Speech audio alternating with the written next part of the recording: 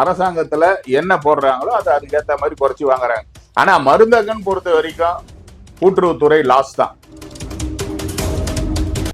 Pharmacist படிச்சவனை தான் அந்த வேலைக்கு எடுக்கணும், அவனுக்கு உண்டான சம்பளத்தை கொடுக்கணும். யாரும் இதுல எந்த ஒரு இதுன்னு சொல்லல, அந்த சம்பளம் கொடுக்கறது கிடையாது. ரேஷன் கடையில பில் கிளர்க்கு என்ன சம்பளம் வாங்குறான், அந்த சம்பளத்தை கொடுத்தா யார் வருவாங்க? பார்மசிஸ்ட். அந்த 5 ஆண்டுகளுக்கு ஒரு முறை ஊதிய ஒப்பந்தம். எனக்கு தெரிஞ்சு திமுக ஆட்சி காலத்துல ஒரு தடவை கூட ஒப்பந்தம் அவங்க ஆட்சியில போட்ட வரலாறு இல்லை. அரசுக்கு பரிந்துரை செய்து நல்ல ஊதியம் பெற்று தந்தது அதிமுக அரசாங்கம் தான். இந்த அரசாங்கத்தை மக்கள் வீட்டுக்கு அனுப்புவதற்கு தயாராயிட்டாங்க. அதனால எந்த பிரச்சனையும் கிடையாது. வருகின்ற தேர்தலில் மக்கள் எப்படியும் அதிமுக கூட்டணிக்கு தான் வாக்களிப்பாங்க.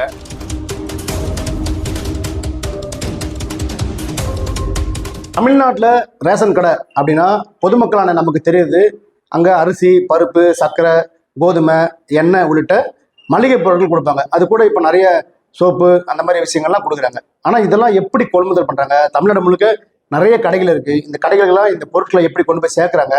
இது குறித்து ஒரு தெளிவான பார்வைக்காக அண்ணா தொழிற்சங்க பேரவை கூட்டுறவு பிரிவு மாநில செயலாளர் திரு TCS B சீனிவாசன் அவர்களை சந்திக்க வந்திருக்கோம். வணக்கம் சார். வணக்கங்க. இந்த தமிழ்நாடு முழுக்க இந்த கூட்டுறவு பிரிவு மூலமா இந்த கடைகள் மொத்தம் எத்தனை இருக்கு? இந்த கூட்டுறவுத்துறையை பொறுத்த வரைக்கும் 1980ஆம் வருடம் புரட்சி தலைவர் MGR அவர்கள் இருக்கும் பொழுது, அதற்கு முன்பு மளிகை கடையில் குடும்ப அட்டைகள் வைத்து பொருட்களை வாங்கி கொண்டிருந்தார்கள். சென்னை மாநகரம் முழுக்க 800 கடை, தமிழ்நாடு முழுக்க 800 சிவில் சப்ளைஸ் கடைகள் தான் இருந்தது. நுகர்பொருள் வாணிப கழக நிறுவனம் நடத்துற கடைகள். எந்த ஆண்டு?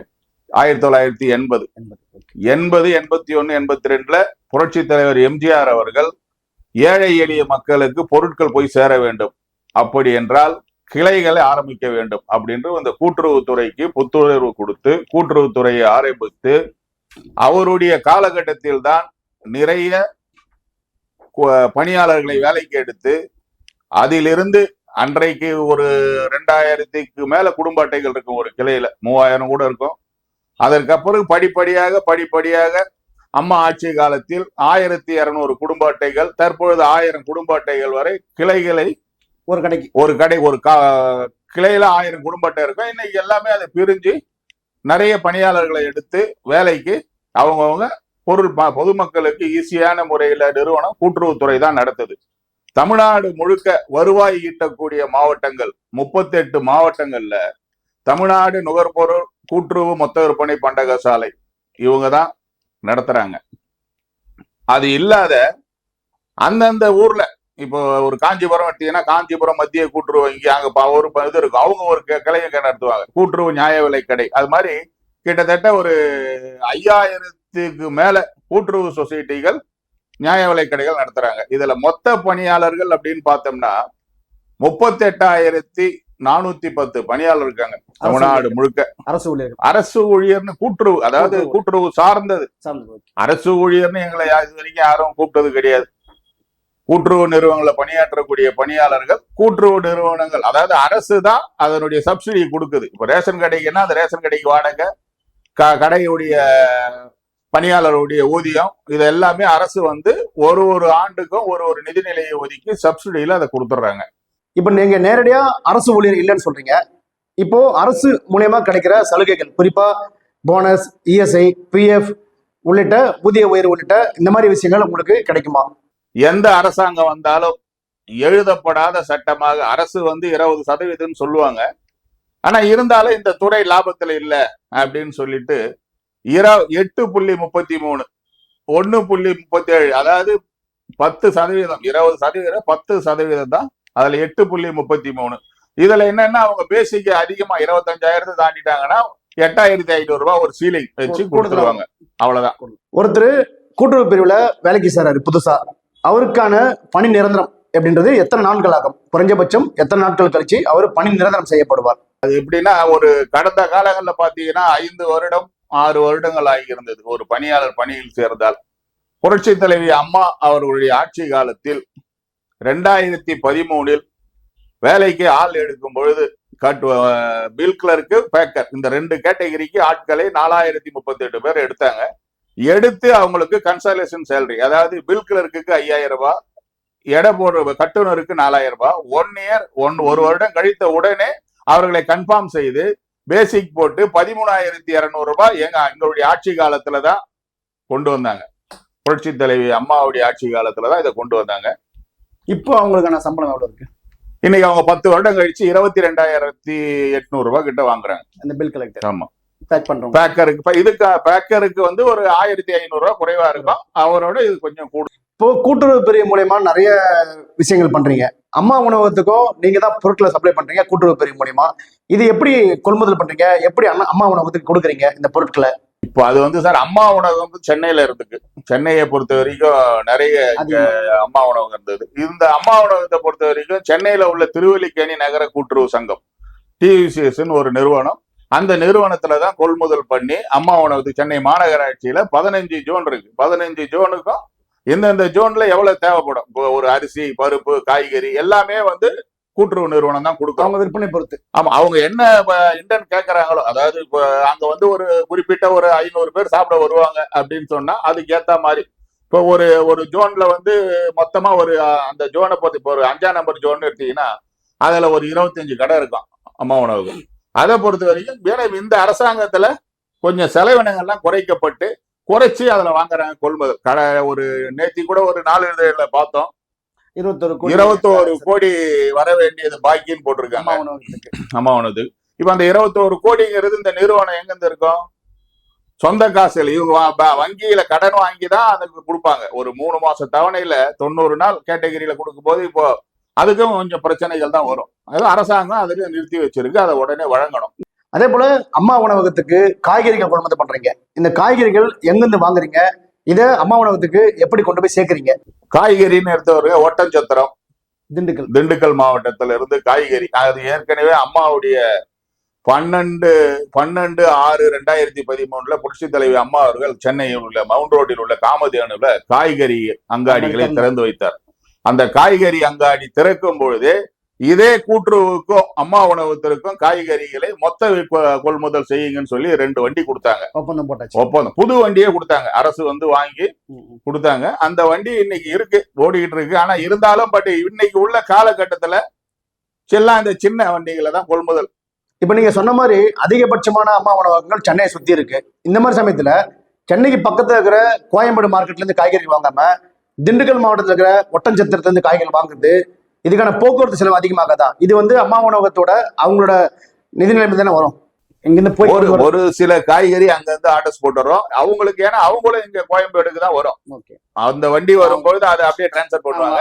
ஒரு சிலது நாங்க எங்க ஆட்கள் வந்து இங்க கோயம்பேட்லயும் எடுப்பாங்க. அதே போல முதல்வர் மருந்தகத்துக்கு நீங்க தான் மருந்து சப்ளை பண்றீங்க கூட்டுறவு பிரிவு மூலமா. இதை எப்படி கொள்முதல் பண்றீங்க? இந்த மருந்துகளை எப்படி ஒரு முதல்வர் மருந்தகத்துக்கும் கொண்டு போய் சேர்க்கறீங்க?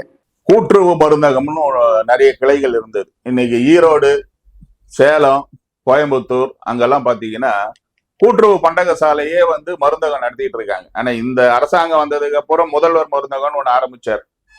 இந்த முதல்வர் மருந்தகம் இப்போ அதுல என்னன்னா ஒரு 10 கடை நடத்துறவங்க இந்த முதல்வர் மருந்தகம் வந்தவொடனே அந்த 10 கடையில இருந்து 2 கடையை குறைச்சி 8 கடையாக்கி கூட்டுறவு மருந்தகத்தை குறைச்சு முதல்வர் மருந்தகம்னு போட்டு அதை ஒரு 5 கடை கூடுதலா ஒரு 3 கடை திறந்தா மாதிரி இப்ப ஈக்குவல் பண்ணி அதை திறந்துருக்காங்க. இது எல்லாமே நாம வெளி மருந்து கடை எவங்க மருந்து வாங்குறாங்களோ அவங்க கிட்டதான் இதை கொள்முதல் பண்றாங்க. கூட்டுறவு மருந்தகம்னு தனியா எதுவும் தயாரிக்கல, கூட்டுறவுக்குன்னு தனியா இல்ல, அதுலயே தயாரிச்சு மொத்தமா கொள்முதல் பண்றதுனால இப்ப வந்து ஒரு 5 கோடிக்கு மொத்தமா வாங்குறாங்க அப்படின்னு சொன்னா அந்த 5 கோடிக்கு உண்டான மருந்து அவங்களுக்கு அரசாங்கத்துல என்ன போடுறாங்களோ அது அதுக்கேற்ற மாதிரி குறைச்சி வாங்குறாங்க. ஆனா மருந்தகன்னு பொறுத்த வரைக்கும் கூட்டுறவுத்துறை லாஸ் தான். இதுல ஏன் லாஸ்ன்னு சொல்றோம்னா, ஒரு பிரைவேட் கடையில எடுத்தீங்கன்னா ஒரு 200 மருந்து வச்சிருப்பான். இன்னைக்கு இந்த மாசம் பிப்ரவரி 28/2/2026 அது எக்ஸ்பைரி டேட்டா இருக்கும். அவன் பிரைவேட்ல அவன் பணத்தை செக்கு கொடுத்துருக்க மாட்டான், அதை கொள்முதல் பண்ணி வியாபாரம் பண்ணும்பொழுது இந்த டேட் வர்றதுக்கு முன்னாடி 5 நாளைக்கு முன்னாடி இதை வந்து திருப்பி கொடுத்துருவான். ஆனா கூட்டுறவை பொறுத்த வரைக்கும் இது திருப்பி கொடுக்கறது கிடையாது. இந்த மருந்துகளையும் அந்த பிரைவேட்ல கொடுக்கறவன் டிஸ்கவுண்ட் கொடுத்துறான், 40% 50% கொடுத்துடும் போது அவன் எடுக்க மாட்டான். எடுக்காத இது வந்து இந்த பணியாளர்கள் தலையில தான். இப்போ ஒரு கிளைன்னு எடுத்தீங்கன்னா அங்க ஒரு 5000 ரூபாய் 10,000 ரூபாய்க்கு பொருள் இருந்தா அந்த பணியாளர் தலையில தான் பணத்தை கட்ட சொல்லி போட்டுடுறாங்க. இது பணியாளருக்கு பயங்கர தலை சுமை. அதாவது நிறைய பேர் தற்கொலையே பண்ணிட்டு இருக்கான். அதுல வேலை பார்க்க, அதாவது ஒரு பார்மசிஸ்ட் படிச்சவனை தான் அந்த வேலைக்கு எடுக்கணும், அவனுக்கு உண்டான சம்பளத்தை கொடுக்கணும். யாரும் இதுல எந்த ஒரு இதுவுமே சொல்லல. அந்த சம்பளம் கொடுக்கறது கிடையாது. ரேஷன் கடையில பில் கிளர்க்கு என்ன சம்பளம் வாங்குறான், அந்த சம்பளத்தை கொடுத்தா யார் வருவாங்க? பார்மசிஸ்ட். ஒரு கடைக்கு 2 பார்மசிஸ்ட் வேணும். 10 கடை நடத்தினா 12 20 பேர் தனியா ஒரு அட்டண்டன்ஸ் மெயின்டைன் பண்ணி அவங்க ஆள் எடுக்கலாம். எடுத்துட்டு இருந்தாலும் அதை மெயின்டைன் பண்றதுக்குன்னு ஒரு தனியா ஒரு ஆளை போட்டு இந்த மருந்து வேணும், இது நம்ம கொள்முதல் பண்ணணும், இந்த கடையில இந்த இடத்துல இந்த சுகர் மாத்திரை அதிகமா விற்கும், இங்க பிபி மாத்திரை அதிகமா விற்கும்னா அது எது வாங்கி கொடுக்கலாம். இவங்க தேவையற்ற பொருள் இன்றைக்கு உள்ள எல்லா மருந்துகளுமே தமிழ்நாடு முழுக்க, நீங்க ஈரோடு சேலம் இங்கெல்லாம் பாத்தீங்கன்னா மருந்தகத்துல இருந்து பணியாளரை மாத்துவாங்க. மாத்தும் போது இந்த பணியாளர் அப்படியே அந்த கடைக்கு, இந்த கடையில என்ன பொருள் இருக்குதோ இந்த பொருள் அப்படியே எடுத்துக்கிட்டு வேற கடைக்கு போய், இப்ப 10ஆம் நம்பர் கடையில இருந்து 12ஆம் நம்பர் கடைக்கு மாத்துறாங்கன்னா அவங்க அப்படியே இந்த பொருள் எடுத்துட்டு அங்க போயிடுறாங்க.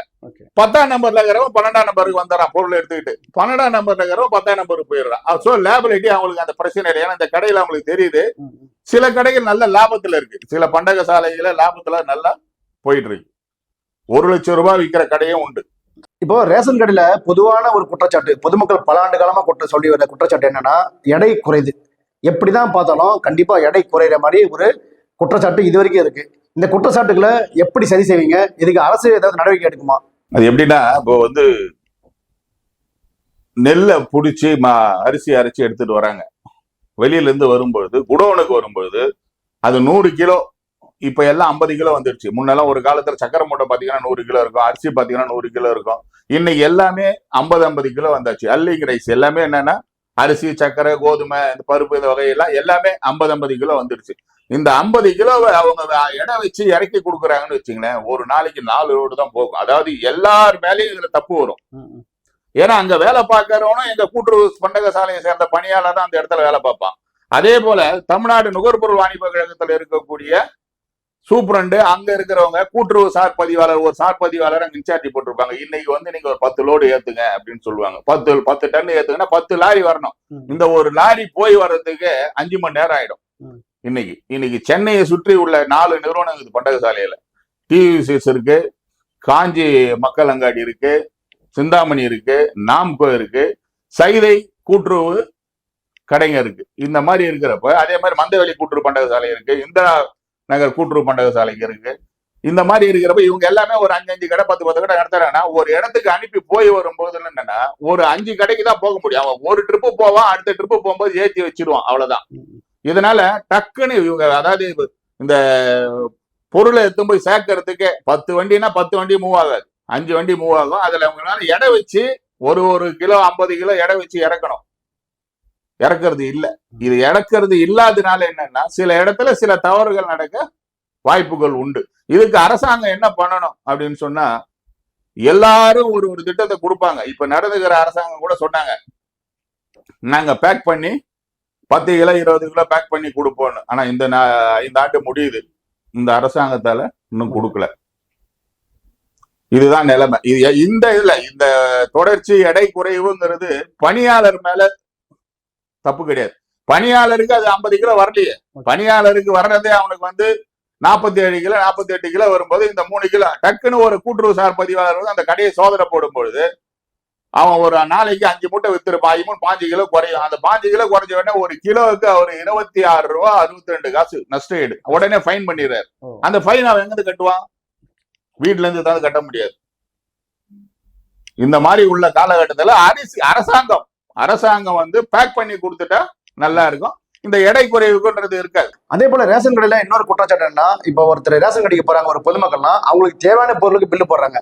ஆனா அந்த கடை ஊழியர் என்ன சொல்றாங்க, மற்ற பொருளையும் வாங்க சொல்லி கட்டாயப்படுத்துறாங்க. அதாவது அவங்க டார்கெட்டை ரீச் பண்ற மாதிரி மற்ற பொருட்கள் நீங்க வாங்கி ஆகணும்னு சொல்லிட்டு அவங்களுக்கு சில பொருட்களை, அந்த கடை பொதுமக்கள் விருப்பப்படாத பொருட்களையும் அந்த கடை ஊழியர் கொடுக்குற மாதிரியான ஒரு குற்றச்சாட்டு பொதுவாகவே இருக்கு. இது எப்படி சரி செய்வீங்க? இதுக்கு தீர்வுன்னு சொன்னா, இப்ப சென்னை எடுத்தீங்கன்னா சென்னையில டிவிசிஎஸ் 298 கடை ரேஷன் கடை நடத்துறோம். இப்போ ஒரு 312 கடை நடத்துறோம். 4 சுயசேவை பிரிவு நடத்துறோம். சுயசேவை பிரிவுல மளிகை பொருளுக்கு, அது டிபார்ட்மெண்ட் ஸ்டோர் மாதிரி, அவங்க அதுக்கு மட்டும் கொள்முதல் பண்ண மாட்டாங்க. இப்ப ரேஷன் கடையில என்ன மூவ் ஆகும், அது இந்த கரப்ஷன் கனெக்ஷன் இந்த மாதிரி அந்த இணைப்பதிவாளர்களுக்கு அங்க வந்து யார் எம்டியா வராங்களோ அவங்க தான் அந்த ஜேபிசிங்கிற ஒரு கூட்டத்தை நடத்துவாங்க. வாங்கி அதை நடத்தி இதுல வந்து தேவையற்ற பொருட்களை சில அதிகாரிங்க பண்றாங்க. அதை பண்ணி இன்னைக்கு சில நிறுவனம் எவ்வளவு ஊத்தி மூடுற நிலைமைக்கு எல்லாம் போயிடுச்சு. டார்கெட்டை ரீச் பண்ற மாதிரி அந்த இதை வந்து பேக் பண்ணி இப்ப ஒண்ணுமே இருக்காது. ஒரு என்ன ஏதோ ஒரு சோப்பு இருக்கு, அந்த சோப்பை வந்து வில்லுங்கன்னு சொல்லி ரேஷன் கடை அனுப்புவாங்க. கம்பல்சரியா இவன் அந்த ஒரு ரேஷன் கடைக்கு 1 லட்சம் ரூபாய் வில்லுங்கன்னு டார்கெட் பண்றாங்க.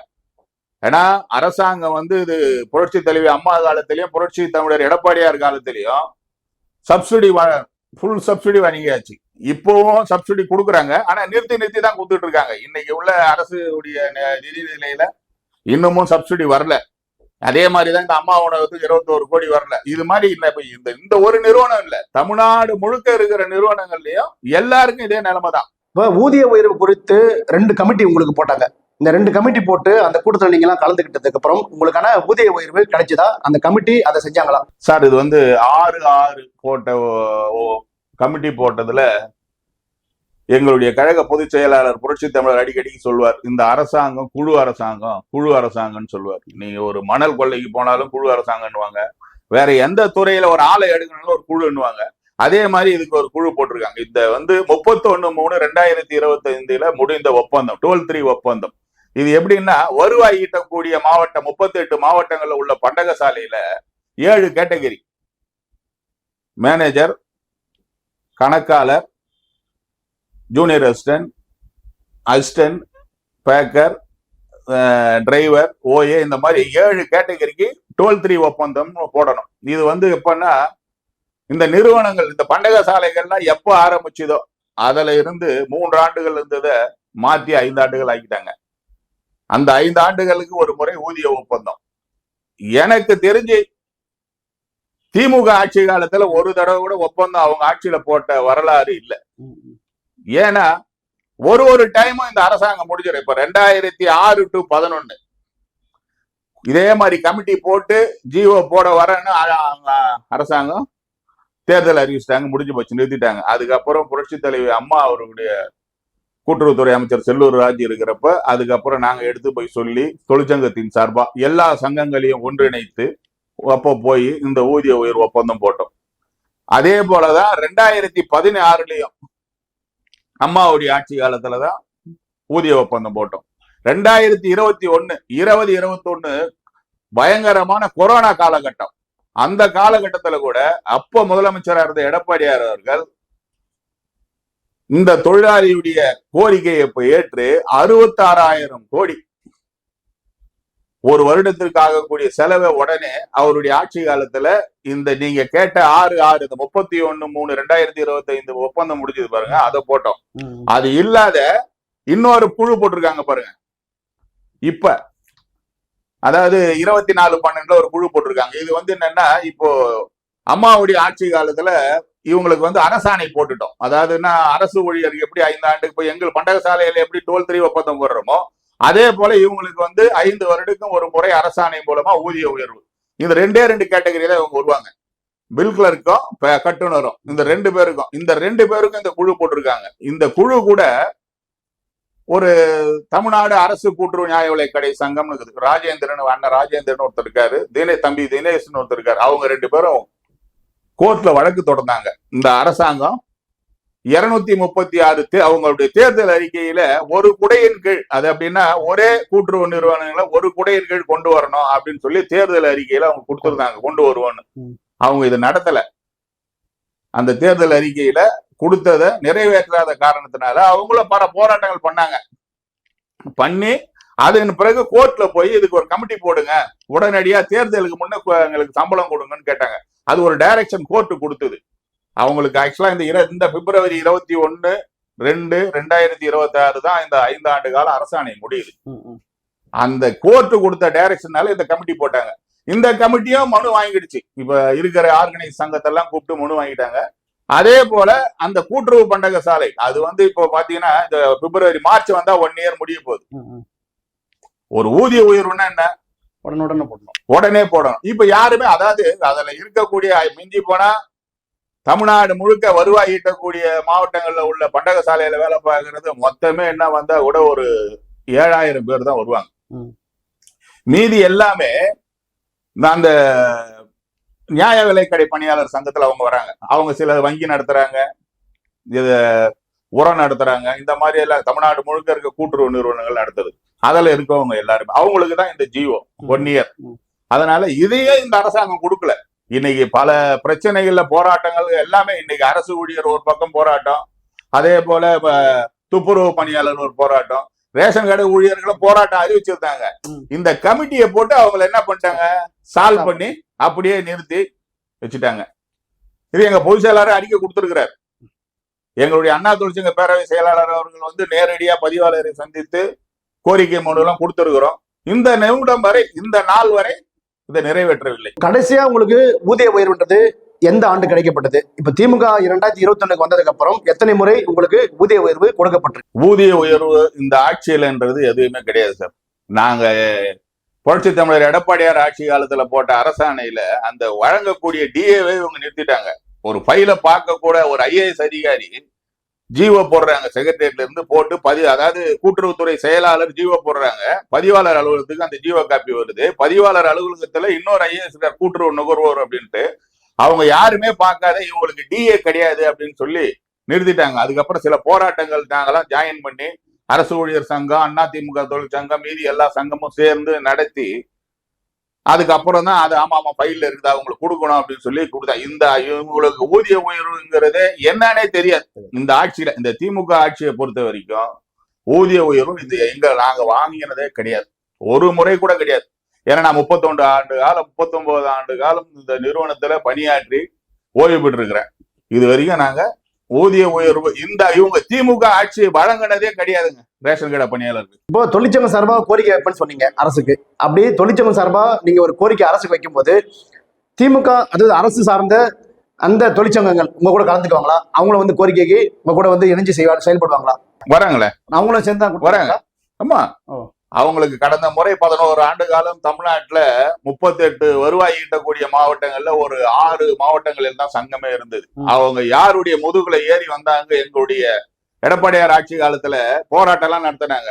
தமிழ்நாடு இந்த அரசு ஊழியர் சங்கம் அண்ணன் ராஜேந்திரனும் அவங்க தம்பி தினேசும் அவங்களுடைய அரவணைச்சு அவங்களுடைய இதுலதான் இவங்க வந்து போராட்டமே நடத்தினாங்க. அப்ப கூட ஒண்ணும் கிடையாது. அவர் எடப்பாடியார் அப்போ 21 நாள்ல இந்த ஊதிய உயர்வு அறிவிச்சார்.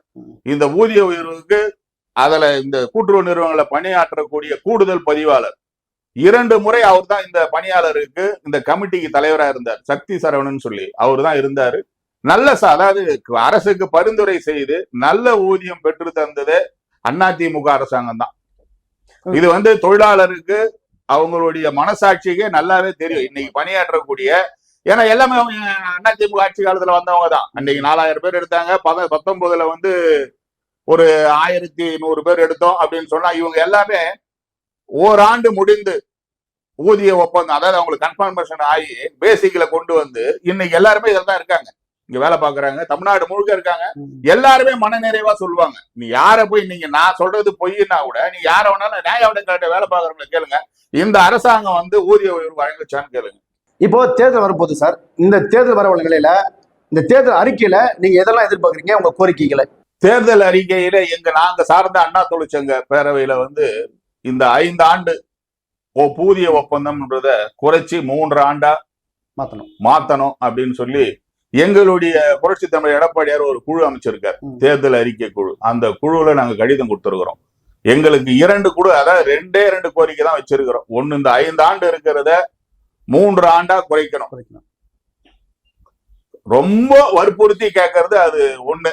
அடுத்து ஒண்ணு, இதுல பண்டக சாலையில பணியாற்றிய ஓய்வு பெற்ற பணியாளர்களுக்கு ஒரு சீலிங் வச்சு ஒரு ஊக்கத்தொகை 3000 ரூபாய் கருணை ஓய்வூதியம் தொகை அது வழங்கணும்னு கேட்கிறோம்.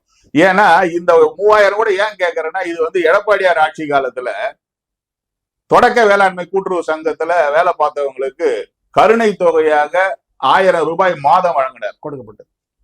அதை இந்த ஆட்சி வந்த உடனே நிறுத்திட்டாங்க. 2021 இந்த ஆட்சி வந்த உடனே நிறுத்திட்டாங்க. அதனால அவங்களுக்கும் இதை கண்டினியூ பண்ணி சேர்த்து கொடுங்க, அவங்களுக்கு 3000 ரூபாவை உயர்த்தி கொடுங்க அப்படின்னு சொல்லி 2 கோரிக்கை வச்சிருக்கோம். இந்த 2 கோரிக்கையை எங்களுடைய அரசாங்கம் வந்த பிறகு புரட்சி தமிழர் எடப்பாடியார் இடத்துல போராடி இதை பெறுவோம்ங்கிற நம்பிக்கை எங்களுக்கு இருக்கு. ரேஷன் கடைக்கான மளிகை பொருட்கள், காய்கறி இல்லாத மளிகை பொருட்கள் இல்லையா, இதெல்லாம் எங்கிருந்து கொள்முதல் பண்றீங்க? இதை எப்படி சப்ளை பண்றீங்க? அந்த கூட்டுறவு நிறுவனங்கள்ல வந்து ஒரு ஜேபிசி, அதாவதுன்னா கொள்முதல், ஜேபிசி கொள்முதல்னு ஒண்ணு இருக்கு. ஃபர்ஸ்ட் வீக்ல சென்னையில நடக்கும். இன்னைக்கு வருவாய் ஈட்டக்கூடிய மாவட்டம் 38 மாவட்டங்கள்ல ஒரு 15 மாவட்டம் சென்னையில நடக்கும். மீதி இருக்கிற மாவட்டம் வந்து ஒரு நாளைக்கு மதுரையில நடக்கும், ஒரு நாளைக்கு சேலத்துல நடக்கும், ஒரு நாளைக்கு ஈரோடுல நடக்கும். காரணம் கேட்டா ஒரு அப்படியே பிரிப்பாங்க. இதை பிரிச்சு என்னன்னா, இந்த பொருள்லாம் வாங்குறது, இந்த ஜேபிசிங்கிற கூட்டு கொள்முதல் திட்டத்தை அரசாங்கம் கைவிடணும். இது எங்க அரசாங்கம் வந்தா கூட நான் புரட்சி தமிழர் எடப்பாடியார் கிட்ட ஒரு மனுவாவே கொடுப்பேன். காரணம் என்னன்னு கேட்டீங்கன்னா, இதுலதான் வந்து இந்த கரப்ஷனே ஆகிறது. இன்னைக்கு பல கூட்டுறவு நிறுவனங்களை அழியறதுக்கு காரணம் இந்த ஜேபிசி கூட்டு கொள்முதல். இப்ப உங்களுக்கு என்ன பொருள் தேவை, உங்க நிறுவனத்துக்கு எம்டி வராங்க, என்ன தேவை, இதை நீங்க நேரடியா கொள்முதல் பண்ணீங்க, ஒரு கமிட்டி போட்டுங்க. அந்த நிறுவனத்துல உள்ள எல்லாமே அரசாங்கம் கொடுத்துருது. கடை வாடகை கொடுத்துருது, கடை இபி பில்லு கட்டிடுது. உங்களுக்கு தேவை, அடுத்து என்ன தேவை, எம்ப்ளாயருக்கு பணியாளர் சம்பளம் கொடுத்துருது. எல்லாமே அரசாங்கம் சப்சிடியில உங்களுக்கு கொடுக்குறாங்க. நீங்க இந்த லாபத்தை பண்ணி அங்க இருக்கிற பணியாளருக்கு கொடுக்கணும், அவ்வளவுதான். இந்த 7 கேட்டகரி, 2 கேட்டகரி, மொத்தம் 9 கேட்டகரி தான். மீதி இருக்கிற வர சிஎஸ்ஆருக்கு அரசாங்கம் சம்பளம் கொடுத்துற போகுது, டிஆருக்கு சம்பளம் கொடுத்துற போகுது, ஜாயிண்ட் ரிஜிஸ்டருக்கு அதுக்கு அவங்க இணைப்பதிவாளருக்கு அவங்க சம்பளம் கொடுத்துட போறாங்க. அதனால இந்த நிறுவனம், இந்த ஜேபிசிங்கிற ஒரே ஒரு இந்த கூட்டு கொள்முதல் திட்டத்தால இந்த நிறுவனங்கள் அழிஞ்சு பல நிறுவனங்கள் லாஸ் ஆகுது கூட்டுறவுத்துறை. இதை நாங்களே ஒரு இதுவாக கொடுத்துருக்கிறோம். இந்த ஜேபிசி கொள்முதல் திட்டத்தை கைவிடணும். இப்ப நம்ம ஒரு தனியார் மருந்து மளிகை ஸ்டோர் நடத்துறாங்க, லாபத்தை தான் நடத்துறான். சொல்லுங்க, இன்னைக்கு டிபார்ட்மெண்ட் ஸ்டோர் போறீங்க, அங்க ஃபர்ஸ்ட் ஐட்டம் இருக்கு, எல்லாரும் வாங்குறாங்க. ஆனா நீங்க இதே கூட்டுறவு நடத்துற கடையில போய் பாருங்க, குப்பையா இருக்கும். நீங்க போய் கடுகு ஒரு 100 கிராம் வாங்கி பாருங்க. அதே போல பல ஆண்டுகளா இல்ல, ரேஷன் கடைகள் ஆரம்பிச்ச காலத்துல இருந்தே இந்த ரேஷன் கடையில கொடுக்குற பொருட்கள் மளிகை கடையில வாங்குற, அதாவது தனியார் மளிகை கடையில வாங்குற பொருட்களோட தரத்தை விட ரொம்ப குறைஞ்சலா இருக்கு. அது எப்படி சரி செய்ய முடியும்? ஏன் இந்த தொடர்ச்சியா இது நடந்துட்டே இருக்கு? தரங்கள், ரேஷன் கடைகளை கொடுக்குற பொருட்களோட தரம் சரியே இல்லையே. ஆமாங்க, இந்த 5 ஆண்டு காலத்துல இந்த அரசாங்கம் பண்ண கொள்முதல்ல இவ்வளவும் படு மோசமா தான் போச்சு. பல கோடி ரூபாய் இன்னைக்கு வந்து இழப்பு ஏற்பட்டு கூட்டுறவு நிறுவனங்கள்ல. இந்த ஜேபிசிங்கிற கூட்டு கொள்முதல் திட்டம் இது. ஏன்னா இப்ப நீங்க வந்து சேலத்துல இருந்து இங்க வரீங்க, ஒரு ஆர்டர் போடுறீங்க, இன்னைக்கு ஒரு 10 கிலோ ஒண்ணுல ஒரு டன் உங்களுக்கு உடச்சகல்ல வேணும்னு வச்சுங்க, இங்க ஆர்டர் போறீங்க, இன்னைக்கு வந்து 10 ரூபாய் கிலோன்னு வச்சுங்க, நீங்க ஊருக்கு போறதுக்குள்ள 5 ரூபாய் ஏறிடும். உங்களுக்கு அந்த சப்ளையர் கொடுக்க மாட்டாங்க, மாத்தி என்ன கொடுப்பான், 3வது குவான்டிட்டி கொடுப்பான். இதேதான் இந்த ஜேபிசில எல்லா பொருளும், நீங்க துவரம் பருப்பு, உளுத்தம் பருப்பு, கடல பருப்பு, பச்சை பருப்பு, நீங்க எந்த இது எடுத்துங்க, உங்களுக்கு தேவை என்ன, உங்களுக்கு பக்கத்துலதான் மார்க்கெட் இருக்கு, எல்லாமே இங்க எங்க இருக்கிறோம், இங்கதான் இருக்கும், சென்னையில இருக்கும், அவங்க வாங்கிக்க போறாங்க, ஒண்ணும் கிடையாது. இதை அந்த ஜேபிசிங்கிற கூட்டு கொள்முதல் திட்டத்தை கைவிடணும். இப்ப இதன் மூலமா நீங்க அரசுக்கு வைக்கிற கோரிக்கை என்ன? தமிழ்நாட்டு அரசாங்கத்துக்கு மிஞ்சி போனா என்னங்க, ஒரு 28 நாள் தான் இருக்கு. அதான் எல்லாரும் சொல்லுவாங்க. முடிவு பண்ணிட்டீங்களா? நாம பண்ணுங்க, இன்னைக்கு பொதுமக்கள் முடிவு பண்ணிட்டாங்க. நீங்க வந்து நான் சார்ந்து இருக்கிற ஒரு இயக்கத்தை சார்ந்தவனா, நான் வந்து கூட்டுறவு பிரிவுடைய அண்ணா தொழிற்சங்கத்து செயலாளர். மக்கள் ஏன்னா நாங்க வந்து ரேஷன் கடை நடத்துறோம். அதுல வந்து ஒரு நாளைக்கு 50 பேர் வர்றாங்கன்னா 50 பேர்ல 10 பேருடைய மனநிலையை எங்க ஆட்கள் அப்படியே சும்மா என்னமா எப்படிமா இருக்குன்னு அப்படின்னு, அதாவது அந்த மனநிலையை நான் சொன்னா நீங்க பத்திரிகையாளர், நியூஸ் போடுறவங்க அதெல்லாம் போடக்கூடாது. சர்வே அங்க எடுத்துலான்றீங்களா? சர்வே இன்னைக்கு எல்லாரும் விவாதம் நடத்திட்டு இருக்காங்களே, அதெல்லாம் வந்து யாரு மக்கள் மனசுல போய் எது எடுத்தாங்க? எதுவும் கிடையாது. மக்கள் இந்த அரசாங்கத்தை 5 ஆண்டுகள் பட்ட கஷ்டத்தை வீட்டுக்கு அனுப்பணும்னு முடிவு பண்ணிட்டாங்க. நீங்க நான் சொல்லுங்க, நீங்க இந்த அரசாங்கத்துல போராடாத ஆட்களே கிடையாது. கண்டிப்பா நிறைய போராட்டம் தொடர்ச்சி நடந்தது. நீங்க தொடக்க வேளாண் ஆசிரியர் பாருங்க, நேத்திக்கு தான் அவங்க முடிச்சிருக்கிறாங்க. பாவம், அவங்களுக்கு அதாவது ஜனவரி 1ல இருந்து போராட்டமா நடத்தினாங்க. ஒரு ஏரியால அவங்களை பிடிச்சி அரெஸ்ட் பண்ணி கொண்டு எடுத்து போய், இதெல்லாம் வந்து நியாயமே கிடையாது.